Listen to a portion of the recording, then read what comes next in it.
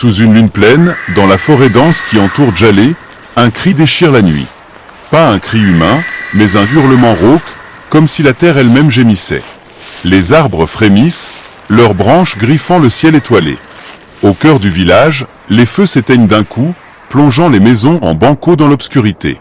Une vieille femme, blottie sous sa couverture, murmure une prière, ses doigts serrant une amulette en bois. Les enfants se taisent, leurs yeux écarquillés fixant les ombres mouvantes. Quelque chose rôde ce soir à Djalé. Quelque chose que personne n'a vu depuis des générations. Mais tous savent ce que ce cri signifie. Quelqu'un a sifflé la nuit. Et maintenant, l'ombre est réveillée. Djalé est un village niché dans une clairière, là où la savane cède la place à une forêt épaisse, ces arbres si hauts que leurs cimes semblent toucher les étoiles. Les maisons, aux murs ocre ornés de motifs en spirale, s'alignent le long d'un sentier poussiéreux.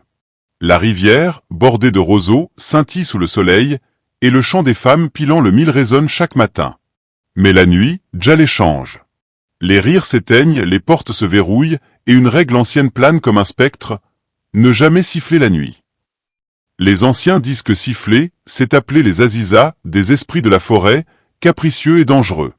Un sifflement imprudent peut les tirer de leur sommeil, et leur colère est sans pitié. Les histoires parlent de corps retrouvés lacérés, d'âmes volées, et d'un sifflement maudit qui hante ceux qui osent défier l'interdit. Mbala est le doyen de Djalé, un homme de 70 ans, voûté mais robuste, dont la peau ridée raconte une vie de combat et de sagesse. Ses yeux gris, perçants comme ceux d'un faucon, semblent voir au-delà du monde visible. Il porte une tunique indigo usée, un collier de perles noires autour du cou, et un bâton sculpté qu'il tient toujours, comme un prolongement de son âme. Mbala est un gardien des traditions, mais il lutte avec un doute secret. A-t-il été trop dur avec les jeunes, trop attaché aux vieilles lois? Ce conflit intérieur le ronge, surtout face à son petit-fils, Lassana. Lassana, 17 ans, est un feu vif dans la quiétude de Djalé. Grand, avec des muscles taillés par le travail dans les champs, il a un visage anguleux, des pommettes hautes, et des yeux noirs qui brillent d'une rébellion douce. Ses cheveux rasés portent des motifs en spirale, un signe de son envie de se démarquer. Lassana rêve de liberté, de chansons qu'il invente en marchant, de voyages au-delà de la forêt.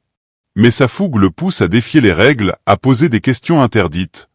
Pourquoi craindre les azizas? Ne sont-ce pas des contes? Sa bravade cache une peur profonde, celle de décevoir Mbala, l'homme qu'il admire plus que tout. Nia, 16 ans, est l'amie d'enfance de Lassana, une fille au rire clair et au cœur loyal. Ses tresses courtes, ornées de perles en bois, dansent autour de son visage rond. Ses mains, marquées par le travail du forgeage auprès de